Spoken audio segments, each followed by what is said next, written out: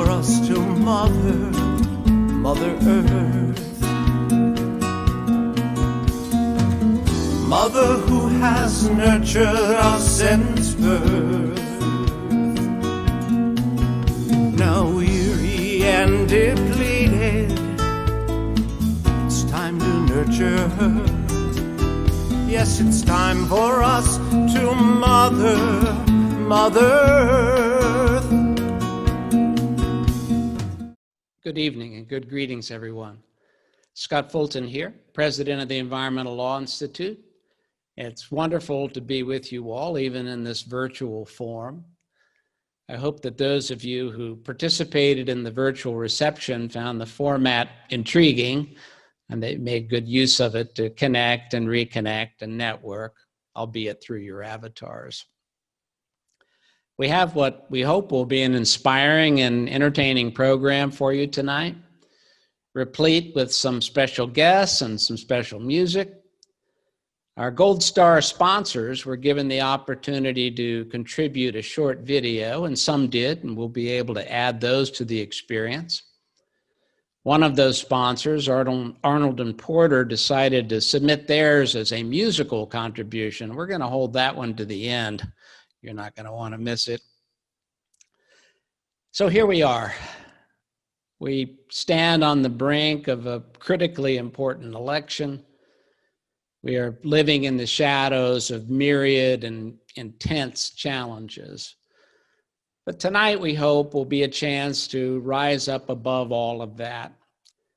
Having this one moment of the year to connect across and within the community of environmental professionals and leaders in the spirit of nonpartisanship is what gives this event life and purpose and energy, and what helps it help us with a sustaining sense of energy for the coming year. Please be reminded that at the conclusion of our program, those of you who are in the virtual reception are welcome to return to it as you wish, where once again, free virtual drinks and virtual dessert will be available for your imaginary consumption. We will keep that room open until 9 p.m. East Coast time. Many thanks to all of you for your support for this year's award event, through your gifts, your sponsorships, and your presence here. As most of you know, the award event is ELI's primary fundraiser for the year, and an event that factors significantly into our ability to end the year well.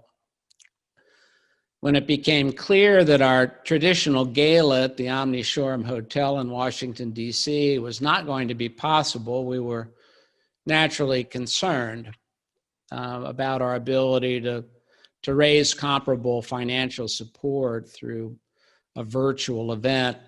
Add to this another key variable in our financial picture, a strong close on regular donations and membership fees, is also a little tricky in a year like this, in which so many are having a hard go of it financially. But the good news is that our community came through for this event in a big way, to the point that our net for tonight will be in the ballpark of what ELI has historically netted from a live dinner event, and that is just amazing. So thank you all so very much for that act of magic. With this support and all the other support from which ELI benefits, including grants and cooperative agreements with various partners, we are confident that we will get over this COVID bump and stay very much on track with our important work in building environmental governance and rule of law. It's hard to believe that it was just one short year ago that we were all together physically to celebrate the 50th birthday of our beloved Environmental Law Institute with our double reception, David Farrer's band. My virtual background tonight is us together last year, hoping that will make you feel at home.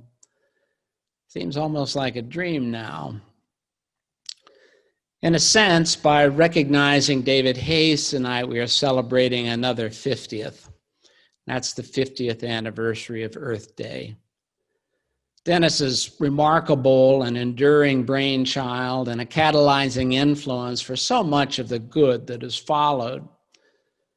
It's also EPA's 50th anniversary year, and a special shout out to the EPA folks and alum who are with us here tonight. Those of us old enough to remember pre-Earth Day environmental conditions know very well the vast changes that our work together has brought about. It's a testament to the transformative power we possess when we confront a problem head on, take the science for what it is, and are unified in our resolve to produce change. We surely have a ways to travel yet, but so much has been accomplished. You all are part of the Earth Day legacy, whether you've been working on the Earth question within government, through an NGO, within industry, at a law firm, or as an educator. And how wonderful it is that we honor Earth Day's original organizer and keeper of the flame tonight. I'm hoping Earth Day's 51st year turns out to be a better one than ELI's 51st year. Ours, of course, was 2020, which turned out to be a doozy, extraordinary, unprecedented in our time. Fortunately, with your help and support and a lot of hard work by the ELI staff over the last several years, we entered the COVID period in a position of strength. And with ELI's experience in running remote engagement platforms, we were able to pivot pretty quickly and fully in that direction, such that for the most part, we haven't missed a beat. This means we've been able to maintain momentum in key programs virtually, like our facilitating work in China through the CIBDEG project, the Climate Judiciary Project, educating judges on basic climate science, our Innovation Lab and the Green Tech Initiative, just to name a few. An example of action on the technology front is the series of papers recently released on artificial intelligence, blockchain, and sharing platforms through ELI's partnership with the Project on the Energy and Environmental Implications of the Digital Economy. Other things moving forward. With your supporting gifts, we've selected our first 2 fellows under the Jim Rubin International Fellowship that we announced at last year's dinner. We're excited about that. We'll be getting started very soon with those folks. And our Emerging Leaders Initiative, which we've talked about before, this new vehicle for leaning into the future, brought on its first class of 60 emerging leaders and is providing virtual tailored programming for that group to prepare them to follow in the footsteps of their predecessors on the Leadership Council and the ELI board and other acts of environmental leadership. On the research front, our research attorneys have, among other things, been busy galvanizing community participation in fisheries management through modeled legal language that governments around the world can use to promote a sustainable fisheries sector, and building the capacity of the judiciary in Colombia to tamp down on illegal logging, and continuing the work of linking federal agency action to restoration needs in the Gulf following the Deepwater Horizon oil spill. On Earth Day, ELI released Climate Science in the Courts, a review of U.S. and international judicial pronouncements. This report reflects emerging judicial views around the globe on climate science and asks how this might inform public understanding of and debate about climate change moving forward. This summer, ELI released Environment 2021, What Comes Next, a report that analyzes recent developments in environmental regulation and helps environmental practitioners, policymakers, and the public at large think about what lies ahead. Our publications team has been busy too. ELR, the environmental law reporter, turned 50 this year and continues to provide insightful articles relevant to environmental practitioners and policymakers on today's most pressing environmental issues. ELI Press, which is our books division, released 4 books since the time we last met on topics ranging from animal law to global environmental law to tools cities and communities could use to enhance resilience in response to a changing climate. And our award-winning policy magazine, the Environmental Forum, continues to present diverse points of view and debate to stimulate creative thinking and exchange of ideas within the environmental community. A little bit of a surprise for us this year has been the expansion of our reach during a time like this. Fun fact, next week, the Environmental Law Institute will receive an award from the American Bar Association for our ELI at 50 program last year. Partly because last year was a record breaker for us in terms of attendance at ELI programs and events.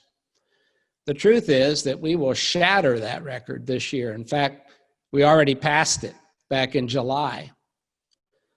The virtual world is a strange world to be sure, but not an unproductive one. So the good news on 2020 for ELI is that despite the tumult of this year, the Institute remains very much on the go and is not only surviving, but is leaning into the future.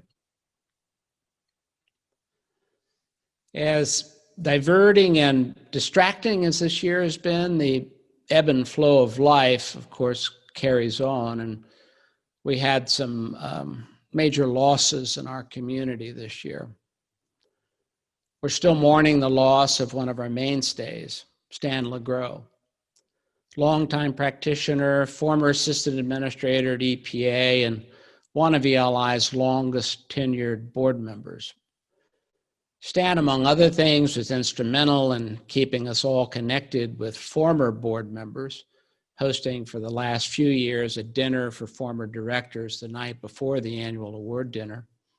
Stan's going to be greatly missed, as will others, like our friend Lisa Felt, wearer of many government hats, including former deputy assistant administrator for Olam at EPA, who was killed in a car wreck just a few weeks back.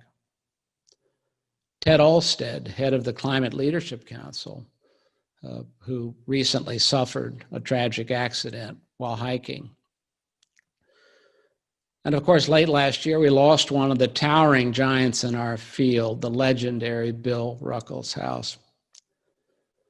Our thoughts go out to the families of these dear ones and others who have been lost over the past year, as well as the many sickened by the pandemic or otherwise traumatized by it. This crazy year has produced some almost unimaginable new challenges. It's also ripped the scabs off some old wounds that have never fully healed. An interesting question going forward is what we can learn from this time for purposes of our work together.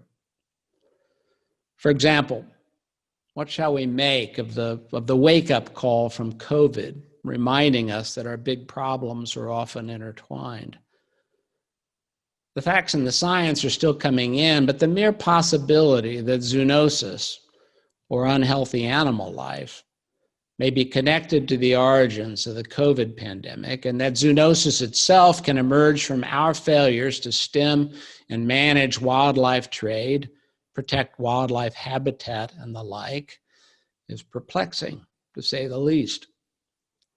Will this add to our sense of imperative when it comes to natural resource and species conservation? The issues surrounding race in this country have served to shine a brighter light on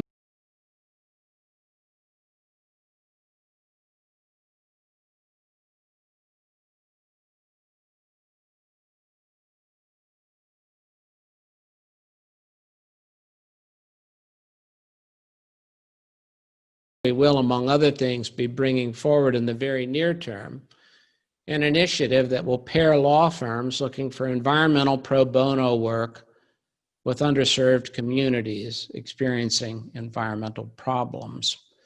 using law school clinical programs as our transom. We know from our surveying that there are a good number of firms interested in being part of this. Let us know if you are. How do we reckon with the extreme illustration through Western forest fires of what can happen when we fall short in protecting key resources and fail to address the underlying conditions that leave them vulnerable? When do we get serious, really serious, about dealing with the implications of a changing climate? The COVID period has forced us to work differently, producing an unexpected quantum leap in alternative engagement modalities, as reflected by this very gathering this evening. It's changing our attitudes, our understanding of what work can and should look like. We are traveling much less, if at all. We're using less energy in many respects, often without sacrificing any productivity. Will this lead us towards greater resource conservation, less resource-intensive ways of getting the business of this world done? Is that part of the opportunity side of all this? At the Environmental Law Institute, besides keeping our core work moving forward, we hope to provide thought leadership on questions like these, using ELI's unique nonpartisan convening platform and its research, publishing, and educational capacities to this end. So there is much good stuff on its way. There's also a lot of good stuff in the here and now through tonight's program. So let's move forward with it. As I mentioned, we invited our Gold Star sponsors to offer some thoughts in video form to mark this event. Let's hear from some of them now.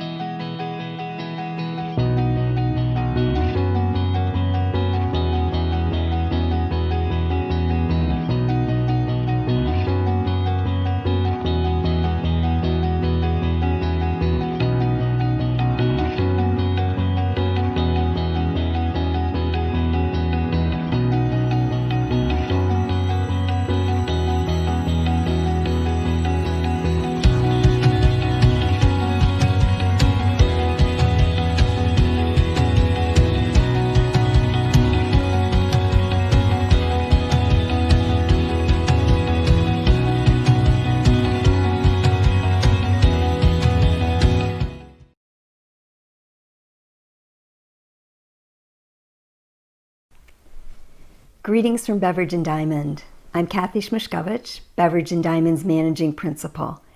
On behalf of all of us at B&D, congratulations to ELI on all your achievements, especially during this, your 50th anniversary year. We extend our special congratulations and gratitude to Denis Hayes, who is ELI's 2020 recipient of the Environmental Achievement Award. It's particularly fitting that this award is bestowed on Denis this year, as it's the 50th anniversary of Earth Day also. Denis, your work continues to inspire all of us gathered here and beyond who devote ourselves to environmental stewardship. That's certainly true of our firm, which since its inception, nearly 50 years ago, has devoted itself to environmental matters. The work of the environment has never been more dynamic or vital. We're very proud to be part of this community, which commits itself relentlessly, as we do at Beveridge and Diamond, to the important work of the environment. Congratulations, Denis, and thank you again for your visionary leadership.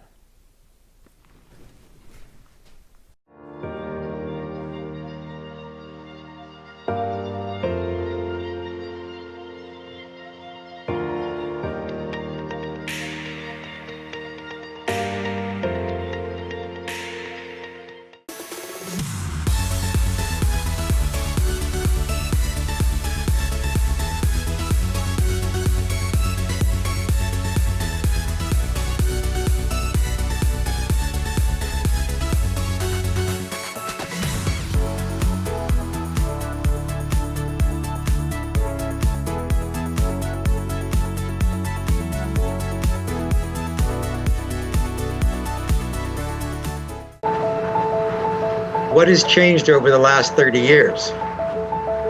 A lot. Governments changed, economies changed, markets crashed. New technologies changed industries and societies. But what hasn't changed is IBM's commitment to transparent environmental reporting. It's an area that just doesn't take a day off. You have to be constantly improving.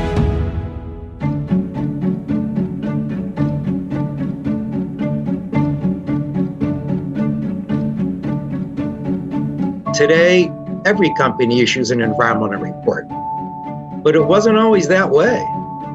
In the 1990s, we were one of the few multinational companies to do a comprehensive environmental report.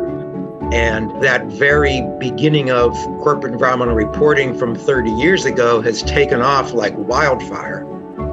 Today, every generation of our hardware needs to be more efficient than the previous generation. What matters most in the end is conserving energy, actually consuming renewable electricity, and truly avoiding, eliminating, or reducing emissions. We have the solution, we have the desire, and whether it's clients, the government, or in the private sector, they have the needs. We just need to match those things together.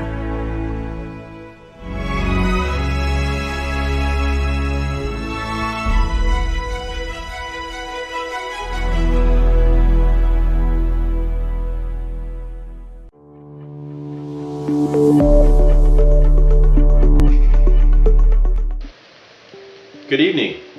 On behalf of King & Spalding, we are delighted to be a Gold Star sponsor and to join with ELI in celebrating the environmental achievements of Denis Hayes. And congratulations also to ELI for serving for 50 years as a vital forum for the thoughtful discussion of environmental issues. We support ELI because its boot camp and other programs educate and inspire young warriors. We support ELI because of its vision, its leadership, and because it inspires us to be better professionals and better stewards of the environment.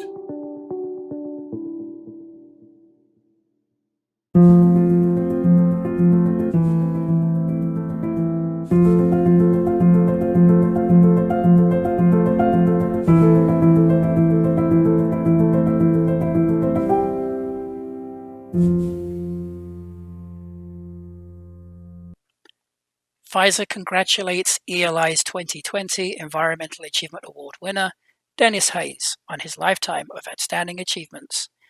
Pfizer is proud of its decades of support of the Environmental Law Institute. At Pfizer, we believe that science will win for public health and for the environment. At a time when things are most uncertain, we turn to the most certain thing there is. Science. Science can overcome diseases, create cures, and yes, beat pandemics. It has before. It will again. Because when it's faced with a new opponent, it doesn't back down. It revs up, asking questions till it finds what it's looking for. That's the power of science. So we're taking our science and unleashing it. Our research, experts, and resources, all in an effort to advance potential therapies and vaccines. Other companies and academic institutions are doing the same. The entire global scientific community is working together to beat this thing, and we're using science to help make it happen. Because when science wins, we all win.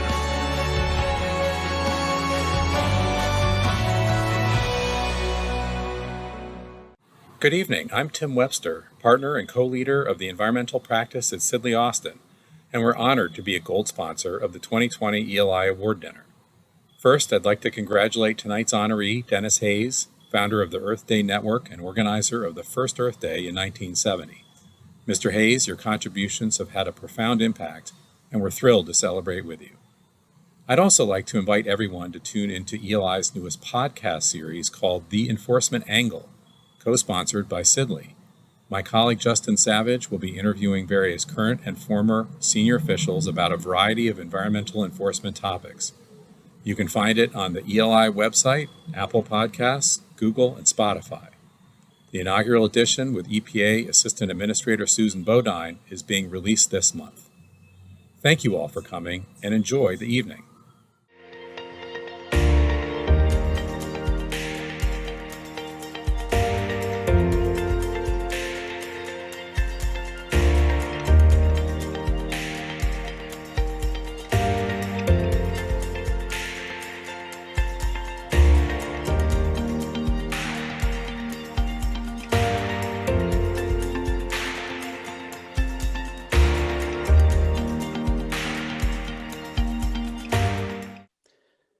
Many thanks to our Gold Star sponsors, not only for their special generosity, but also for these videos. And thanks as well to our Silver and Bronze Star sponsors and all those who have otherwise gifted this event. You know, when you honor an iconic figure like Denis Hayes, who we'll have officially introduced in a moment, there are a lot of people who would like to add their congratulations, including some folks pretty famous in their own right. Let's hear from a few of those folks now. Hi, Denis. It's Gina. Congratulations on your award. I'm really excited for you, Denis. You're a true hero who has left an indelible mark in the environmental movement in our country and across the world. 50 years ago, you put the first Earth Day on the map, which gave so many of us the platform that we needed to stand up and say that we would simply not allow the unbridled pollution of those times to define our future.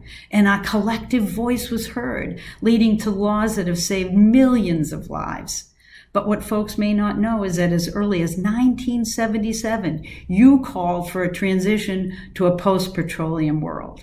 And in 2000, with your Earth Day Guide to Planet Repair, you started us down the road of making climate change more real and more relevant, giving people a sense that it was fixable, so we could move beyond arguing about science to taking action.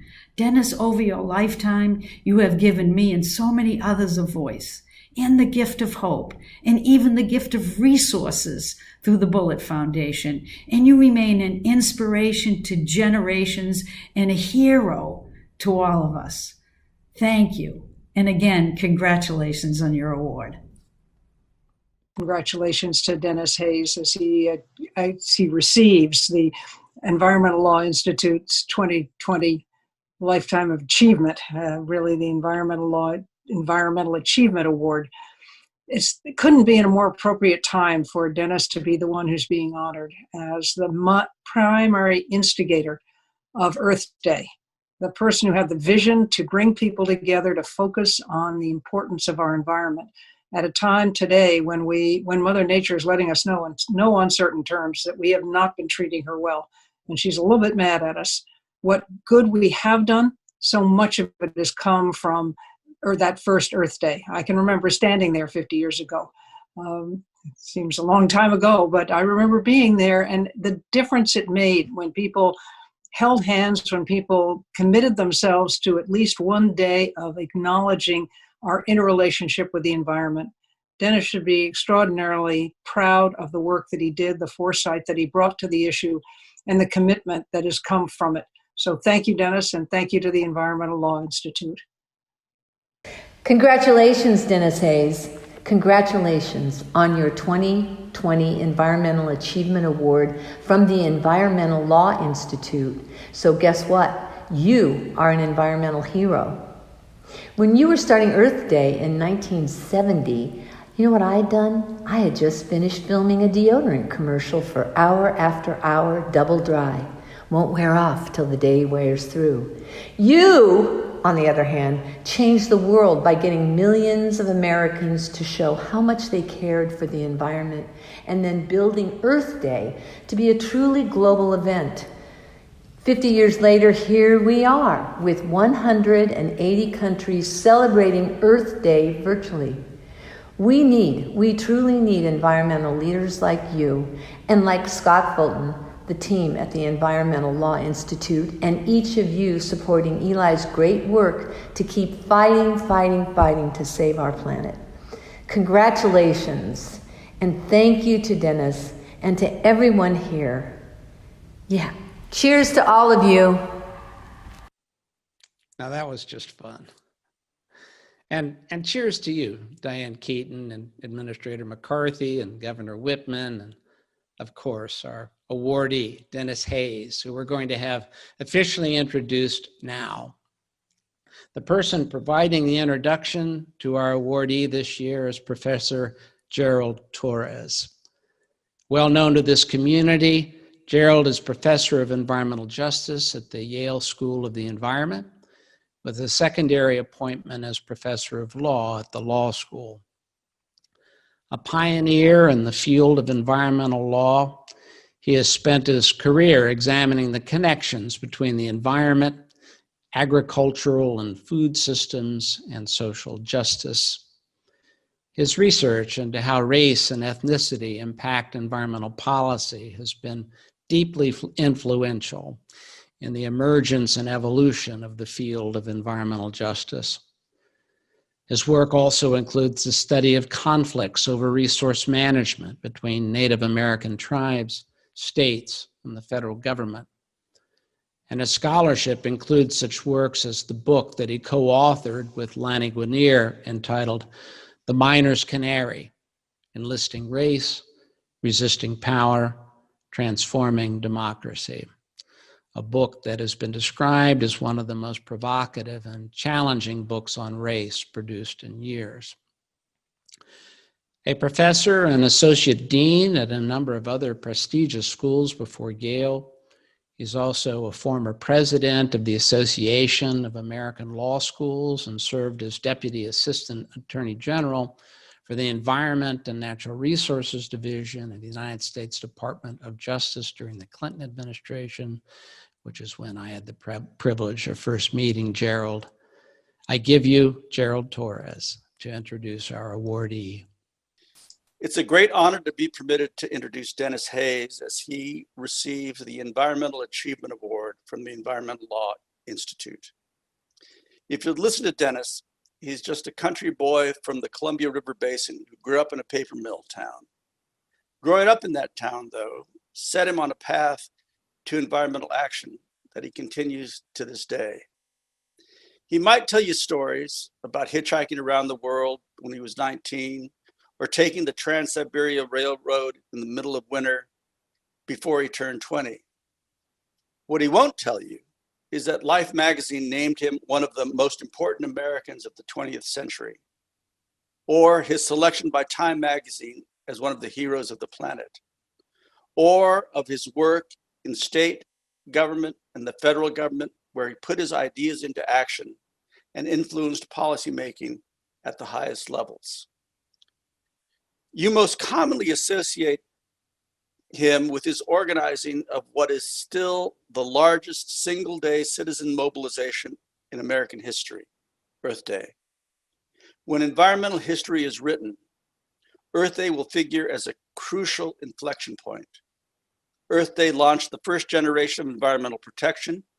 It gave us what we regard as the basic infrastructure of regulations that have been so effective that most people in the United States believe that the current quality of the environment is what it has always been. But of course, they would not have the luxury of that illusion, but for people like Denis and the lives that Earth Day changed. Denis's work is to continue to awaken people of the need for continued vigilance. In 1990, Denis took Earth Day global, and it is now the most widely observed non-religious holiday in the world.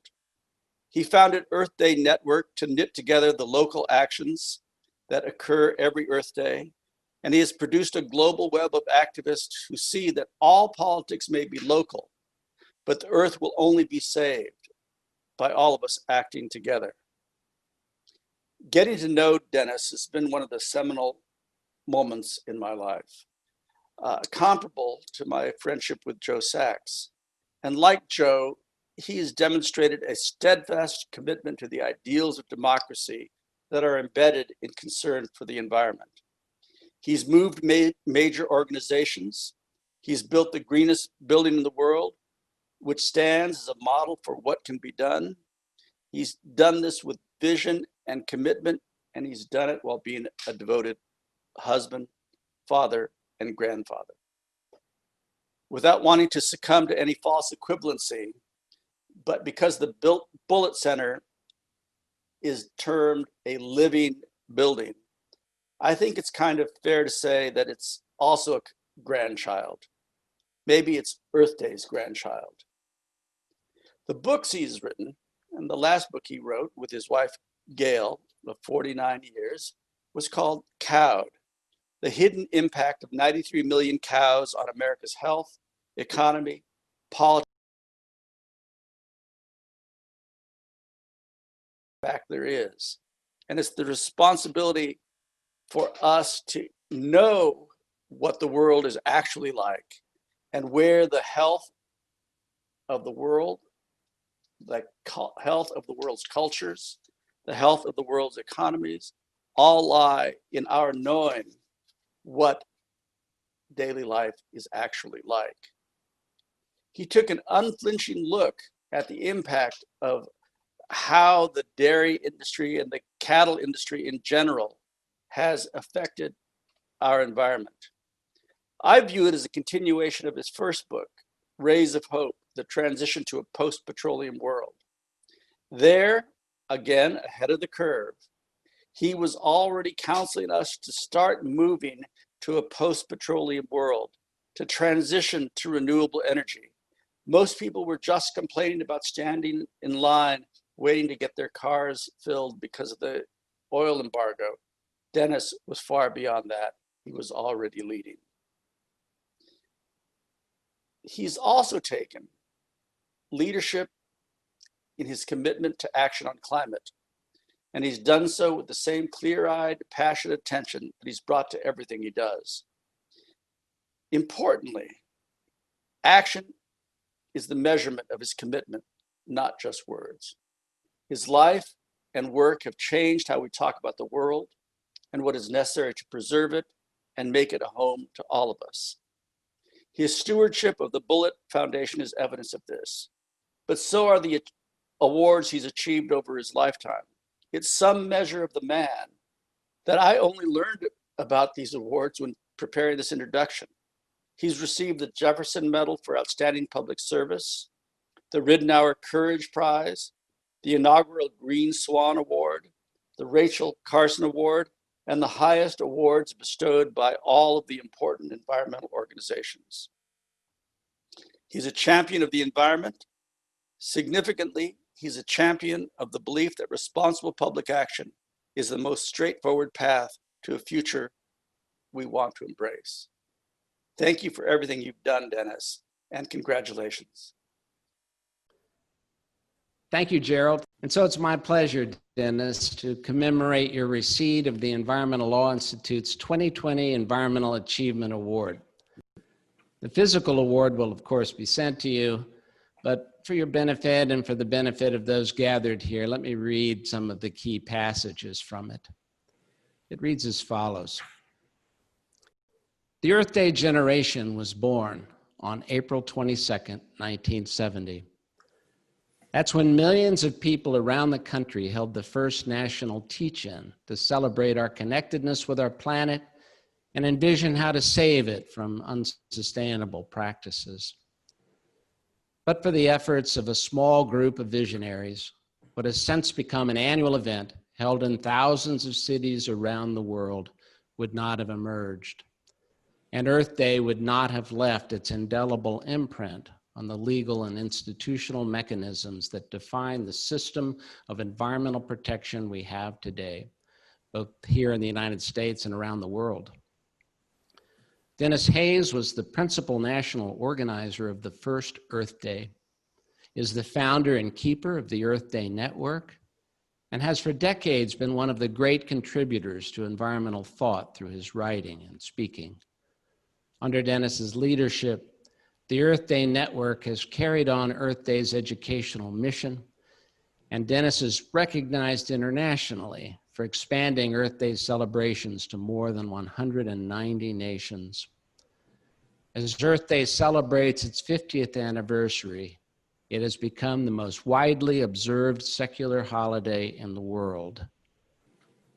As Earth Day and the network grow into their second half century, the challenges facing humanity have never been greater, and never before has there been a greater need for an informed and engaged citizenry. Celebrating Earth Day and what it means is an annual accounting of the debt we owe our world and how we can pay it forward to succeeding Earth Day generations. For bringing us Earth Day and making other remarkable contributions to environmental stewardship, we honor one of the most iconic figures of our time, Denis Hayes. Congratulations, Denis. Well, Scott, thank you very, very much. Coming from you and from ELI, this award is particularly meaningful. And I should say thank you to Gerald as well for those very gracious remarks. I'm deeply honored. Dennis will be offering an acceptance speech in the form of an interview here in a moment. While he gets organized for that, let me offer a little reading as a tribute to Dennis. This is actually one of my songs, but in our trial runs, we were having trouble getting a consistent enough signal for the music to carry, so I'm going to read it as a poem instead. The inspiration for this came from two places, really. First, my own emerging experience with the role reversal that sets up when one's mother becomes elderly. And second, something that I heard Dylan Ridgely say that really stuck in my head. It was along the lines of, it's time for us to mother Earth, using mother in the phrase as a verb. It seems to me that this was the idea that Dennis was trying to bring to us that first Earth Day, and it's an imperative that seems to grow with time. So, a poem for our friend Dennis. It's time to mother the earth. It's time for us to mother Earth, the mother who has nurtured us since birth. Now weary and depleted, it's time to nurture her. Yes, it's time for us to mother Earth. The miracle of life, the mother's gift. Our sustenance, her sacrifice. Meeting our demands, a monumental lift. Appetites like ours come at a price. It's time for us to mother Earth. The hours upon us for the roles to be reversed, for us to do the mothering in turn. For all she's given us, a time to reimburse, to surround her with devotion and concern. Yes, it's time for us to mother Earth. And if we hope that she'll be there for us just as before, we'll watch over her till she's restored. Yes, it's time for us to mother Earth, the mother who has nurtured us since birth. Now weary and depleted, it's time to nurture her. Yes, it's time for us to mother Earth.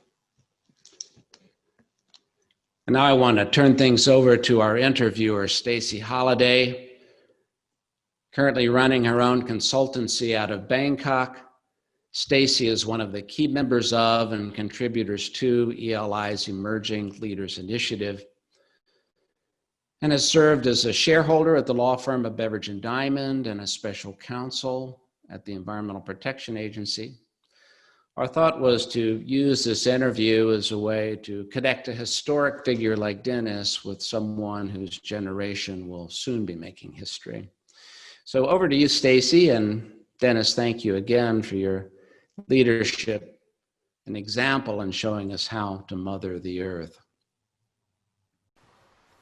Thanks so much, Scott, for the introduction and for that wonderful tribute to Dennis.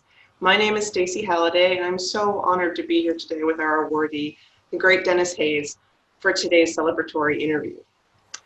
Especially after Professor Torres's fantastic remarks, Dennis needs no introduction. I think we can jump right in. So, Dennis, although it was seemingly named for the planet, the first Earth Day was actually more like the United States Environmental Day. Why did you expand the Earth Day campaign to the rest of the Earth, and why was global scope particularly important to you? Well, U.S. Environment Day doesn't have much of a zing to it.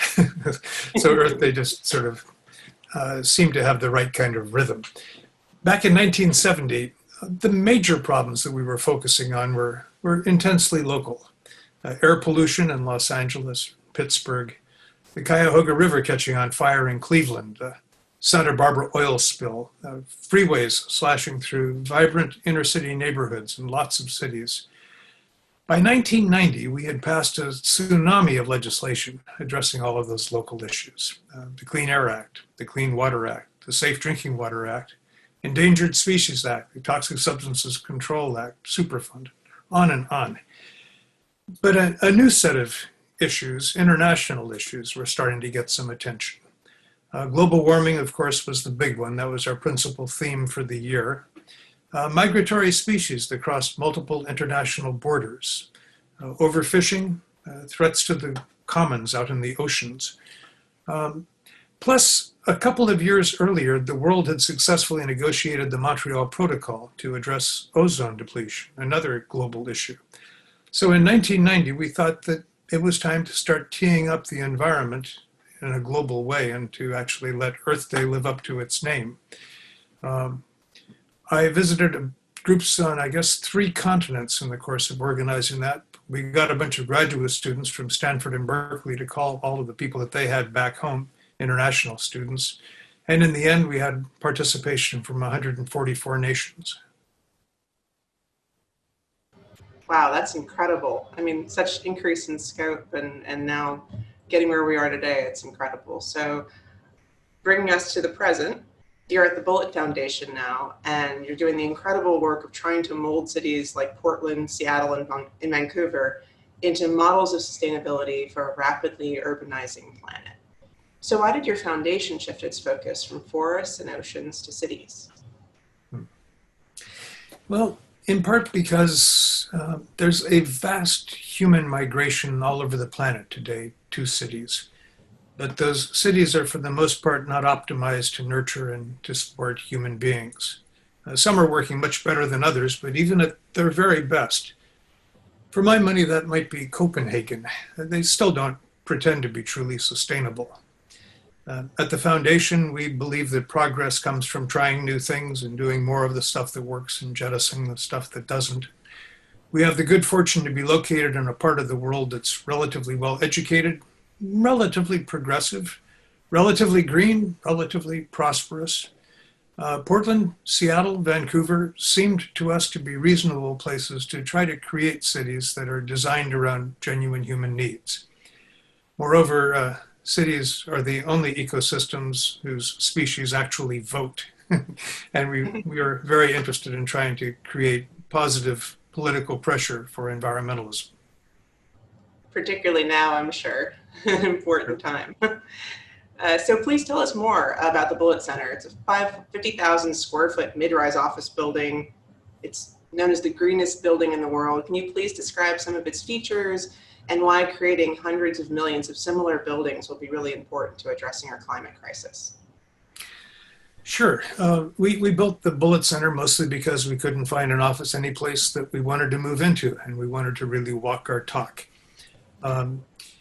Its features, well, for one, it's net energy positive. That means that it produces more electricity from rooftop solar photovoltaics than it uses. And it's an all-electric building, so that is 100% of all its energy.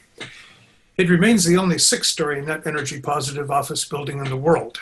If you think about that for a second, I emphasize 6-story because a roof is a roof. If it's a 1-story building, a 6-story building, or a 50-story building, you've only got so much roof. It's not that hard to be net energy neutral in a 1-story building. 6 stories stretches it. And that's coupled here with the fact that Seattle is the cloudiest major city in the contiguous 48 states. What's up, Phoenix? We do this thing as a challenge. The center is also net water neutral, including all potable drinking water. We get everything from the rain. We treat and reuse our gray water. The building contains no materials that are toxic. That meant we had to get some suppliers to actually reformulate their products so that we could use them. For example, our vapor barrier, which keeps water outside of the building and also acts to stop air infiltration of the building, was the first in the United States to contain no phthalates or other endocrine disruptors, but they've now gone on and made that their standard vapor barrier from the company that made it for us. All the wood in the building, and there's a lot of wood in the building. It's heavy timber construction. All of that wood is FSC certified, Forest Stewardship Council certified. We were the first office building in the world to be 100% FSC certified. We have a 250 design life, 250-year design life. In some sort of context, that shouldn't be so exceptional, except in the United States, the typical office building has a design life of 40 to 50 years. At Oxford University, the average building is 750 years old. I sometimes joke that they didn't have better architects, they didn't have better materials 750 years ago, they just didn't have any economists. Deep green buildings, to answer the last part of your question, are essential to solving the climate crisis because buildings account for roughly 40% of all energy use. The Bullitt Center uses 1/4 as much energy as if it were built to code, and Seattle is one of the toughest building energy codes in the country. We use 1/2 as much energy per square foot as a LEED Platinum building, and yet it costs no more to build the Bullitt Center than the median Class A office building in Seattle, and it costs less than those other buildings to operate. It just makes sense. Still, the number of similar buildings that have been started since we got in this in the last 7 years around the entire world total a couple of hundred, and it should be a couple 100 million. Yeah, that's frustrating, especially since you set up such a model, but hopefully things are changing a bit, get some more momentum. Dennis doesn't mention how beautiful the building is, and I encourage folks to take a look at the website, and that staircase is beyond beautiful, so it's definitely worth a look. Thank you. And in a COVID-19 period, I'd also say it's probably the healthiest building in Seattle. We have a lot of air exchange, and you can control your own windows in the building, which is a plus. And it also is the most comfortable office building in Seattle. It's warmer in the winter and cooler in the summer than other office buildings. So for those listening, transition for your office buildings as we speak, hopefully. This will be inspiration. So just zooming out a bit, you've worn so many hats and had so many different experiences, from a grassroots organizer to an attorney to a professor to a national laboratory director and to now foundation president. Drawing on all of that background and all that diversity of perspective, what do you think are the most important drivers for change towards a sustainable future? Is it technology? Is it law? Is it now like ESG investing, individual behavior? What do you think are the most important drivers? Well, I guess all of the above. I'm a huge believer in technology, not as a deus ex machina that will, magically solve all of our problems, but as an absolutely crucial element of progress. I mean, the world is just vastly better for having solar photovoltaics, and offshore wind turbines, electric cars, and LED lighting. With some trepidation with this audience, I'm not sure that the law will be as crucial in the years ahead as it has been in the past. I mean, for the last 50 years, environmental litigation has been really a driving motor for environmental progress. But unfortunately, the judiciary appears unlikely to be as supportive of environmental values in the future as it has been in the past. To be just a little tiny bit political, Donald Trump has appointed nearly a quarter of all active federal judges in the United States, and they tend to have an originalist view of the Commerce Clause. It makes them skeptical of any laws that regulate any kind of commerce, pretty much. Such as child labor, 40-hour work week, minimum wage, the Great Society, the New Deal, and candidly, all environmental regulation. Trump has appointed far more appeals judges than any other modern president, and his Supreme Court selections have only a limited respect for stare decisis, all of which does not bode terribly well for the next decade or two, at least for innovative work coming out of our courtrooms. ESG investing, I'm a big fan of. We moved aggressively into it at the Bullitt Foundation, and a great many other foundations have as well, recognizing that you can bring about change with your investment portfolio as much as with your grant making.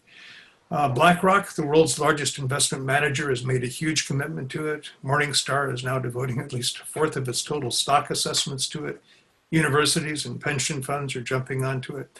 It has become a sufficiently big thing that Trump's Labor Department is now trying to make it illegal to even offer ESG options in funds and retirement portfolios, which is one measure that it's beginning to have some traction.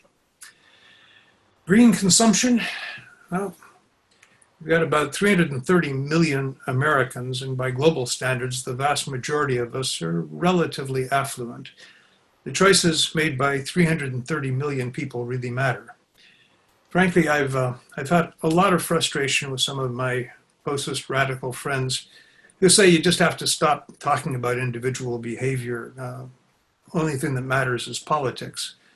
That kind of ignores a couple millennia of experience of organized religion, where if you can get people to change their behavior, you get them to change all sorts of things as a consequence. We can walk and chew gum at the same time. And I think we need to be very, and candidly, we also need to be walking our talk. If what you're doing reflects your values, you just have more integrity when you're out there trying to sell other people and your ideas than if you appear to be a hypocrite. Actually, Stacy, I think maybe the most important driver was not on your list, and that's simply politics. Rolling back more than 100 important environmental rules, the current administration is the definition of an environmental train wreck. So politics really matters.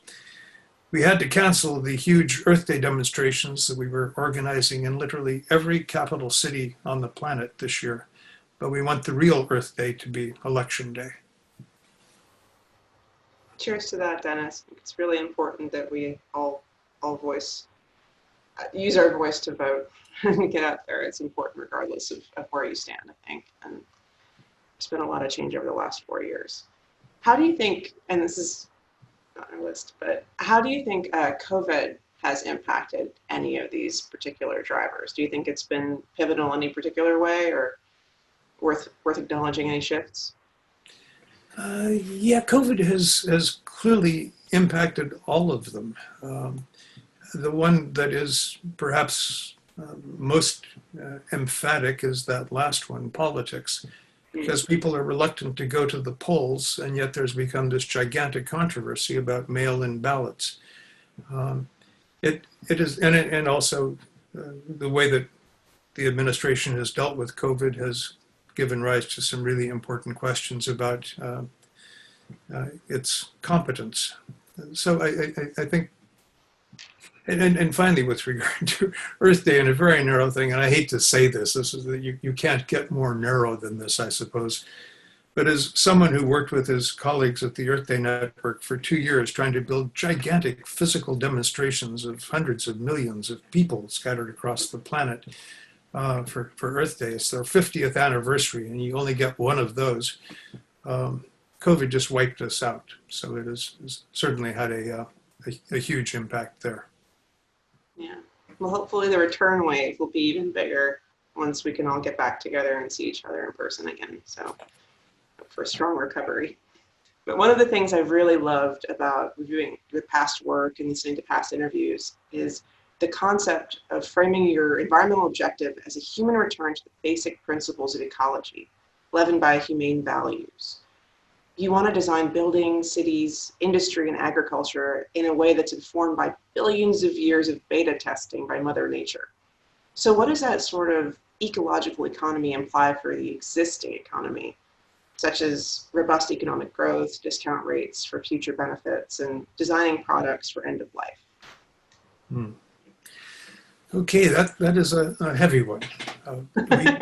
We have an economy here and basically everywhere on the planet that is predicated on endless, unlimited growth of physical throughput.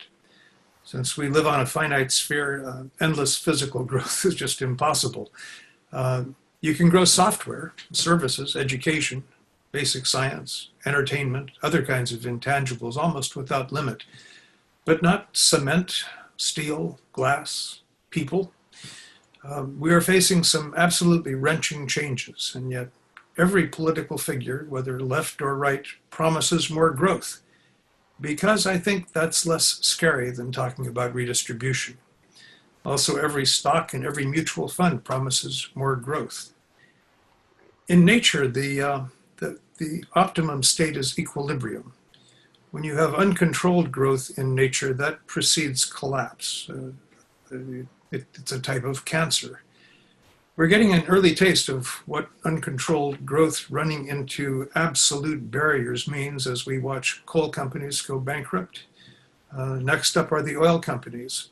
Shell, BP, Total are all paying attention, I think, to climate policy, diversifying their investments. All three of them are diversifying pretty aggressively into renewable energy resources. But the change is coming, and it's going to be inevitable. Well, as we look towards this change, we're seeing other trends, I think, in terms of focal points for not just the environmental movement, but broadly, politically. And one of those things is a cause very near and dear to my heart, environmental justice. So as we see environmental justice and climate equity increasingly center stage, how do you see this as a change from 50 years ago? And what role does climate justice play in your hopes for bolder policies to address climate crisis? 50 years ago, we tend to think of an anti-war movement and a civil rights movement and a women's movement and an environmental movement. To some relatively great extent, they were all just the movement and everybody cooperated with everybody else. But different groups had different kinds of emphasis. And although civil rights organizations and Reverend Martin Luther King opposed the war, that was not the core of what they were about. And the same sort of thing applies to the environment. We reached out to the NAACP, to La Raza. I flew down to Atlanta to meet with Reverend Abernathy of the SCLC, trying to enlist them to be active in Earth Day.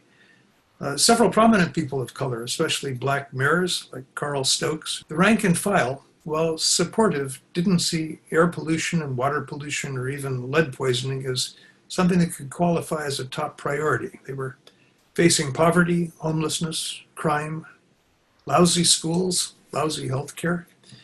We had some grassroots groups, mostly ones that were fighting freeways that were cutting through their neighborhoods. You didn't put freeways through Beverly Hills, you put freeways through South Central Los Angeles. And it was the people that didn't have money, didn't have political clout, didn't have high-priced lawyers, and they tended to be people of color. And they were part of it, but we certainly fell short of our goals in terms of representing a diverse face around environmental issues. Today, as you suggest in contrast, many of the most dynamic grassroots groups, including the thousands of local student climate strikers, and the chapters of the Sunrise Movement and 350.org, and many of the key Earth Day organizations are led today by young people of very diverse backgrounds. The key word here, I think, is young. Kids who are confronting unprecedented forest fires and hurricanes and droughts and floods and rising seas and dying corals and so forth.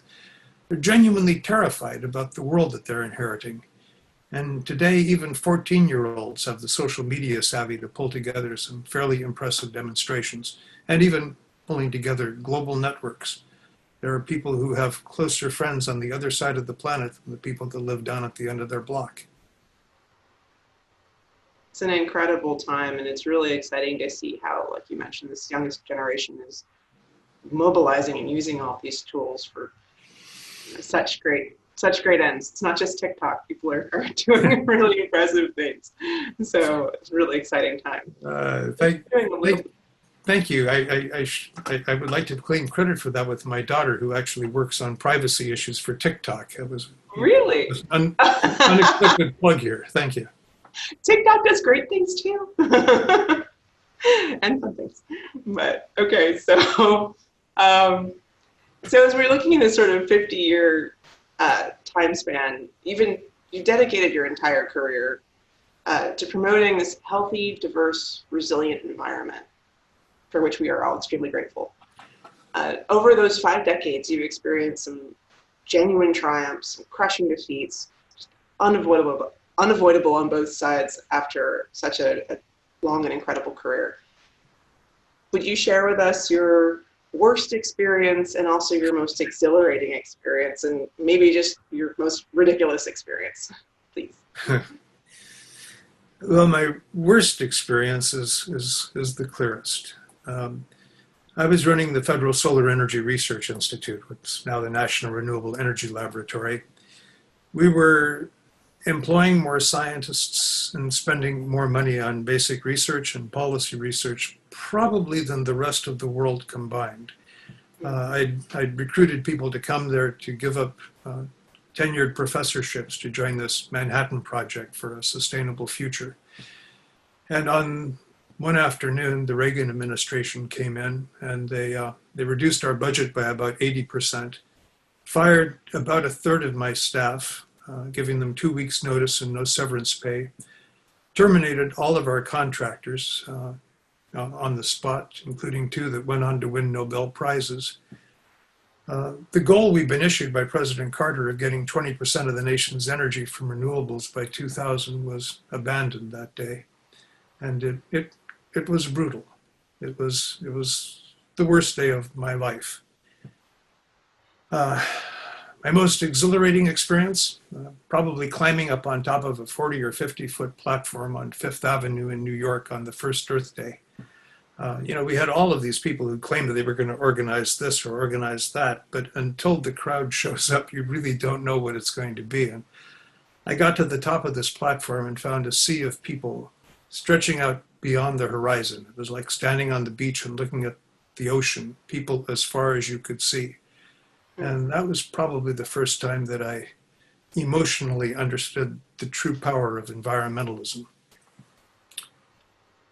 My most ridiculous experience, well, there's a lot of competition for that one, but the most truly weirdly ridiculous one was I had been pushing very hard to do for photovoltaics what had been done for computer chips and for jet airplanes and for pharmaceuticals, to get the federal government to buy enough of them that you'd ride it down a learning curve and the cost and the price would go further and further down.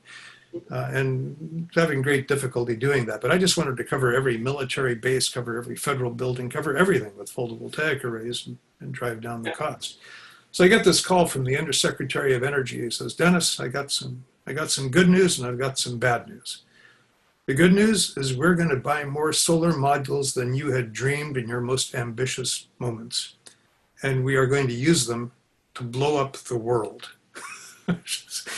Okay, the thought was there was something then called the MX missile, which they called the Peacekeeper, which was going to be on a racetrack underneath the ground, driven around by a little machine so that when the enemy was trying to find out where it was, they would never know exactly where it was and they couldn't hit it with the first strike and it would be able to survive and go out after them. They were worried about the heat signature of the engine of the thing pulling it around with very sensitive satellites being able to detect it. They figured if they covered the ground with photovoltaic arrays and used that to power the thing that was cutting it, that you would get rid of that detectability. In the end, at one, we turned them down. It was sort of like Google today and its problems with doing certain kinds of defense work. My staff would not have considered working on the MX missile. But in the end, the MX missile got killed, so the whole thing didn't happen anyway. That's incredible. They never see certain things coming. It's very creative use of PV solar panels. Wow. Thank you for that. That's for sharing the full span. I think it's such a great testament to your dedication and commitment to building past those most challenging moments to get to those huge victories and building that long career. So thank you for staying so dedicated even with the defeats alongside the victories. It's so important for all of us to remember. This brings me to our final question, which makes me very sad, but I'm just so grateful that we've had this time together. So you've characterized your attitude towards the future as stubborn optimism. I love that phrase. I'm going to put that on my wall. Right now, many of us will take any kind of optimism we can get.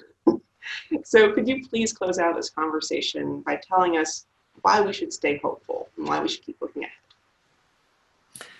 ahead? Sure. I mean, stubborn is an important component of my optimism.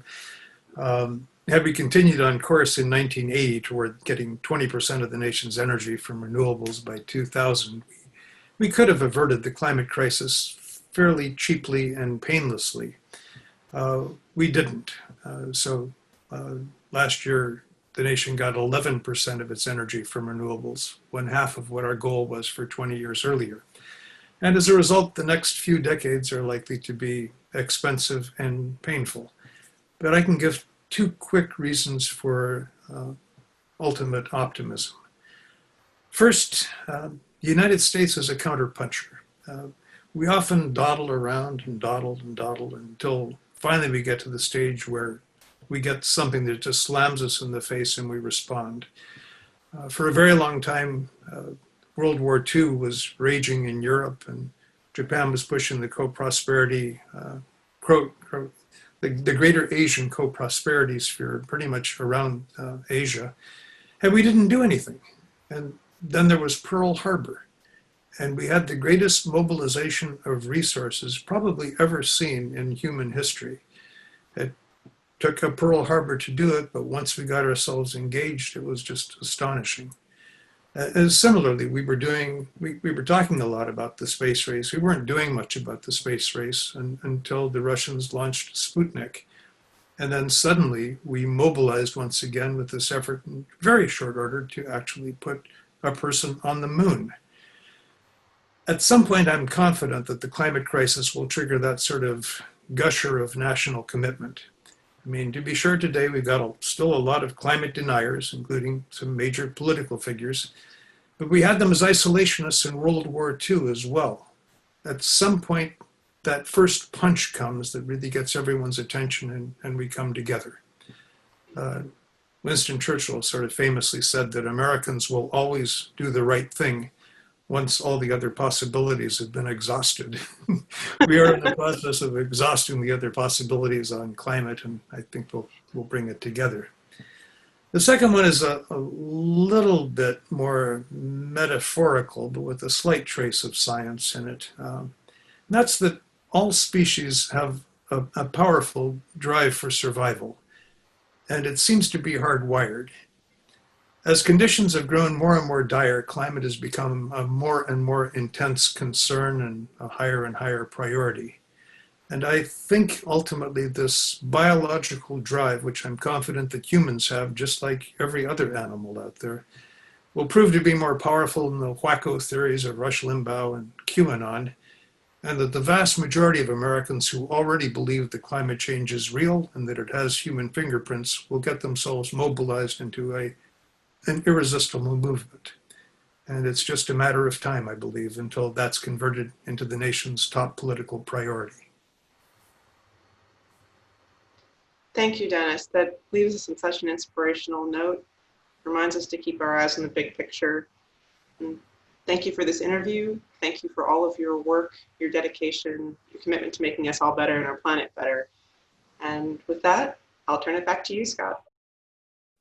Well, we're getting towards the end of our program, and some thank yous are in order. A world of thanks to Melody DeMolling, Vice President at ELI, and her team, Sierra Dakin-Kuiper, Catherine Salinas, and Molly Krizik, for re-envisioning and delivering this gathering as a virtual event. This team is, as you know, one of the best around in putting on live events. Pivoting to virtual for this particular gathering, well, it added considerably to their challenge and to their workload. So we're very much indebted to them for their special efforts to make this happen this year.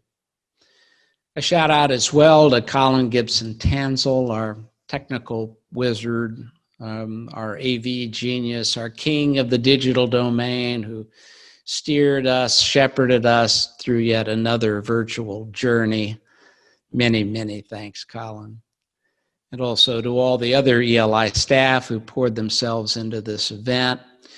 To Caitlin McCarthy and Chandler Randall of the Education and Membership Program, and to all of the terrific presenters who made the companion events to this ceremony, the Corporate Forum and the Policy Forum, so terrific. And of course, a special word of thanks to our awardee, Denis Hayes, for his initiative and his leadership. Amazing achievements that propelled us forward and helped us maintain our focus along the way. Denis was also absolutely wonderful in going with the flow for this year's event. We all would have, of course, preferred to celebrate him in person, but he was a real sport in adapting to the virtual mode. So thank you, Denis, for your example and for your partnership and flexibility. And finally, a big thank you to all of you. Without you and your sponsorships and support, especially during these fraught, difficult times, we, of course, could not sustain our work. Now, as you'll recall, we have one more gold sponsor video yet to share. Let's watch it. So now for something completely different from our friends at Arnold & Porter. Well, everyone, at the ELI Gala 2020, we at Arnold & Porter have a little tribute to all of our friends at ELI, from myself, Brian Israel, Ethan Shankman, Allison Rumsey, and Jonathan Martell. Here we go. On a virtual highway, cool wind in my hair, thoughts about the ELI Gala rising up through the air, zooming in from a distance, all in a virtual light. My head looks tiny and my sight grows dim. This will be quite a night.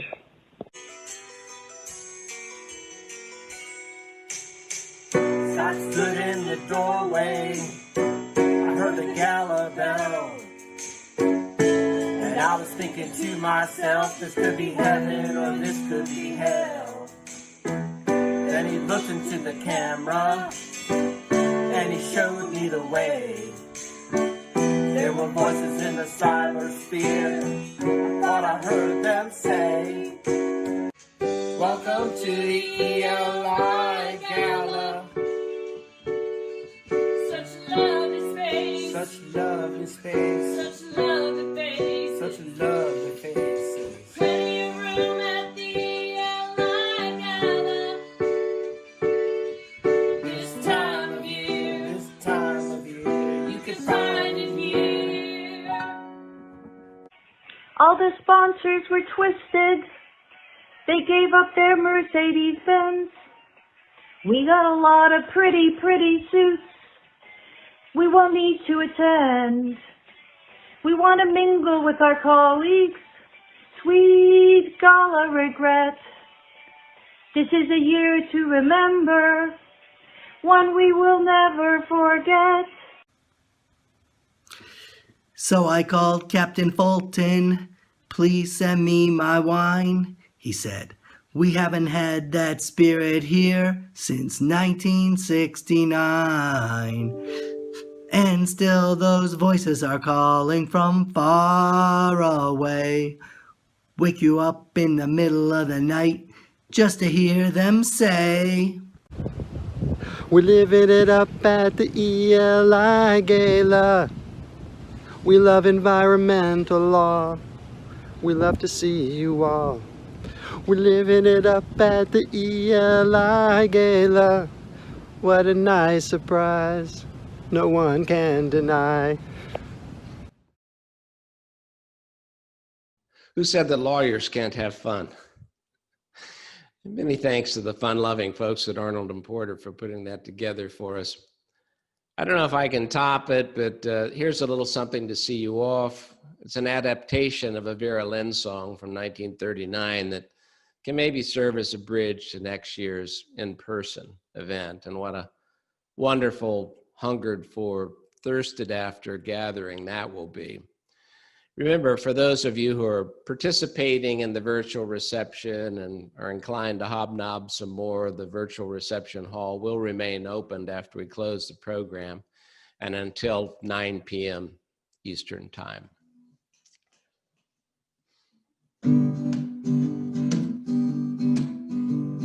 We'll meet again. Don't know where, don't know when, but I know we'll meet again some sunny day.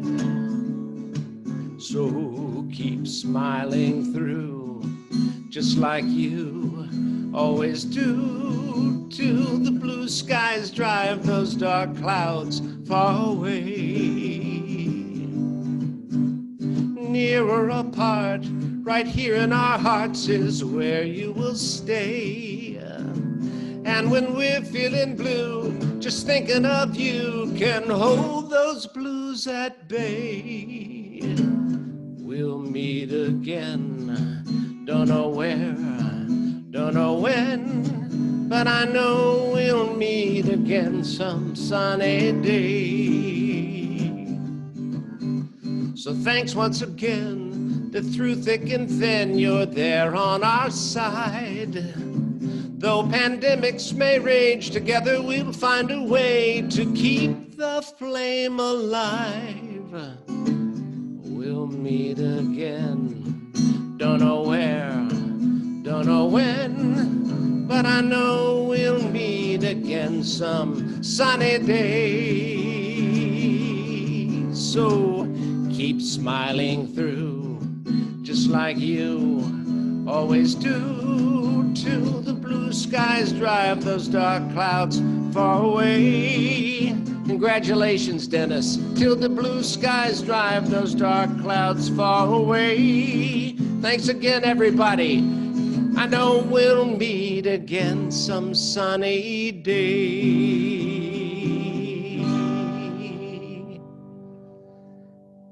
Good night, everybody. See you next year in person.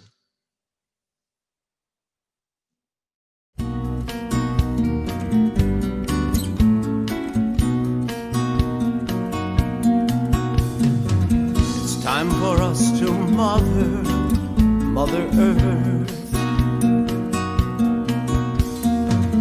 Mother who has nurtured us since birth. Now weary and depleted, it's time to nurture her. Yes, it's time for us to Mother Earth.